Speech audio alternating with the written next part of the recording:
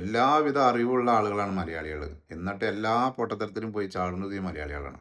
കുറ്റിപ്പുറത്തുള്ള ചോറും മീനും ഒരുവിധമുള്ള ആളുകൾക്കൊക്കെ അറിയാം മലയാളികൾക്ക്.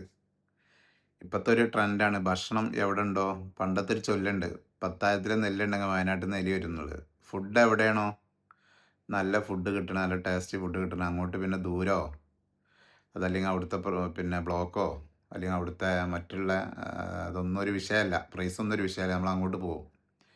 കാരണം നമ്മൾ ഇന്നിങ്ങനെ ഭക്ഷണത്തിന് വേണ്ടി വല്ലാതെ അങ്ങോട്ട് അടിമപ്പെട്ടിട്ടുണ്ട്. അതിൻ്റെ ഏറ്റവും വലിയ തെളിവാണ് നിങ്ങളെ പരിസരത്തുള്ള എല്ലാ ഹോസ്പിറ്റലുകളും എടുത്തുകൊണ്ട് ഏതെങ്കിലും ഹോസ്പിറ്റല് കസ്റ്റമർ ഇല്ലാത്തതുകൊണ്ട് പൂട്ടി പോയിട്ടുണ്ടോ?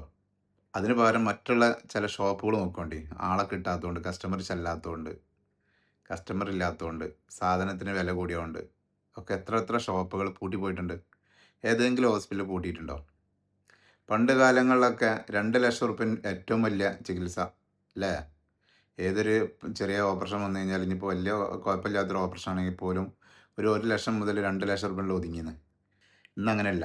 ഇന്നിപ്പോൾ ഇൻഷുറൻസ് ഒക്കെ നിർബന്ധമാണ്. കാരണം ഒരു ഹോസ്പിറ്റലിൽ ഏതെങ്കിലും കേസിൽ നമ്മൾ പോയി പെട്ട് കഴിഞ്ഞാൽ അവിടെ നമ്മൾ ചിന്തിക്കുന്നതിലപ്പുറത്തേക്കാണ് അവിടുത്തെ ബില്ലുകൾ വരുന്നത്. അവർ ഈ മെഡിസിനൊക്കെ യൂസ് ചെയ്യുന്നുണ്ടോ, ഏതൊക്കെ മെഡിസിനാണ് നമ്മളെ രോഗികൾക്ക് ഇതിൽ കൊടുക്കുന്നത്, ഇതൊന്നും നമുക്കറിയില്ല. ഒക്കെ അതിൻ്റെ ഉള്ളിൽ നടക്കുന്ന ഓരോ കാര്യങ്ങളാണ്. അപ്പോൾ ഇതിനൊക്കെ എന്താ കാരണം? നമ്മൾ അമിതമായ ഭക്ഷണം കരിച്ചതും പൊരിച്ചതും കഴിച്ചിട്ട് നമ്മൾ രോഗിയാവുകയാണ്. നല്ല ടേസ്റ്റുള്ള ഫുഡിൻ്റെ പുറകിൽ ഒരുപാട് പ്രശ്നങ്ങളുണ്ട്.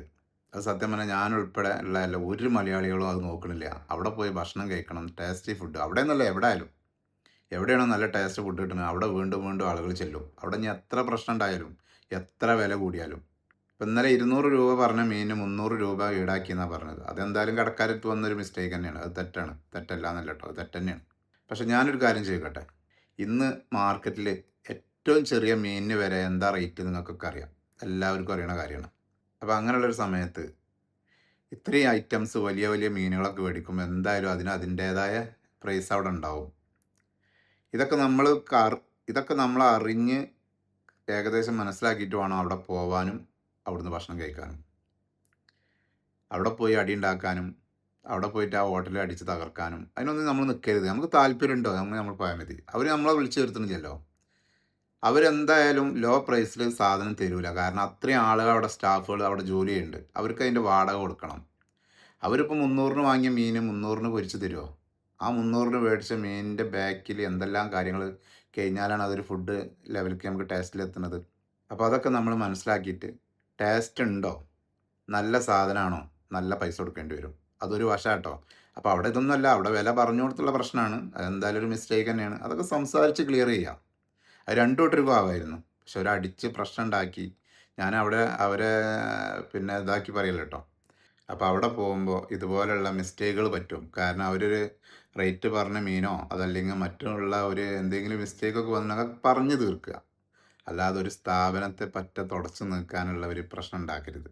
അല്ലെങ്കിൽ ആർക്കെങ്കിലും ഏതെങ്കിലും ഇതിൽ നമുക്ക് പരാതിപ്പെടാം. അല്ലാതെ നമ്മളൊരു അത്രയും സ്റ്റാഫ് വർക്ക് ചെയ്യണ ഒരു സ്ഥലത്ത് പോയി നമ്മൾ അലമ്പുണ്ടാക്കുക എന്നൊക്കെ പറഞ്ഞു കഴിഞ്ഞാൽ അതൊക്കെ മോശമാണ്. എത്ര ഫാമിലികൾ അവിടെ ഉണ്ട്. അപ്പോൾ നമുക്ക് എന്തെങ്കിലും പരാതി ഉണ്ടോ, അതൊക്കെ പരമാവധി സംസാരിച്ച് ക്ലിയർ ചെയ്യാം. ഏതെങ്കിലും ഒരു ടീം ഒരു വിട്ടുവീഴ്ച ചെയ്തിട്ടുണ്ടെന്നുണ്ടെങ്കിൽ തീരാവുന്ന പ്രശ്നം ഉണ്ടായിട്ടുള്ളൂ. അതിപ്പോൾ ഇത്രയും വലിയ ഇഷ്യൂക്ക് കൊടുന്നു. ഒരു സ്ഥാപനമൊക്കെ വളർത്തി കൊണ്ടുവരാമെന്ന് പറഞ്ഞു കഴിഞ്ഞാൽ വലിയ പാടാണ്. അത് പൊളിച്ചടക്കാൻ ഇതേപോലെ എന്തെങ്കിലുമൊക്കെ ചെറിയ മിസ്റ്റേക്ക് ഉണ്ടായാൽ മതി. ചെറിയ മിസ്റ്റേക്കല്ല, അതൊക്കെ ശ്രദ്ധിക്കേണ്ട കാര്യമാണ്. എന്തായാലും നമ്മൾ നല്ലോണം പല മസാലകളും പല ടേസ്റ്റിന് വേണ്ടി യൂസ് ചെയ്യുന്ന സാധനങ്ങളൊക്കെ യൂസ് ചെയ്തിട്ട് ടേസ്റ്റുള്ള ഭക്ഷണം കഴിക്കുക. എന്നിട്ട് പെട്ടെന്ന് അങ്ങോട്ട് ജീവൻ പോണ കോലത്തേക്കാവുക. അങ്ങനെയൊക്കെ ഞാൻ പറഞ്ഞുള്ളൂ. കാരണം നമ്മളെ കാത്തിട്ട് ഒരുപാട് ഹോസ്പിറ്റലുകൾ നമ്മളെ ചുറ്റുപാടുണ്ട്. അവർക്കും വേണ്ട ജീവിക്കുക. അപ്പോൾ അതുകൊണ്ട് നമ്മൾ മനസ്സിലാക്കുക, നല്ല ഭക്ഷണം കഴിക്കണോ, അതിന് അതായത് ആ ഭക്ഷണം കഴിച്ചതിൻ്റെ പേരിൽ നമുക്കൊരു ബുദ്ധിമുട്ട് വരാതിരിക്കണോ, അതിനൊക്കെ നമ്മൾ ചെയ്യേണ്ട കാര്യം എന്താ അറിയുക?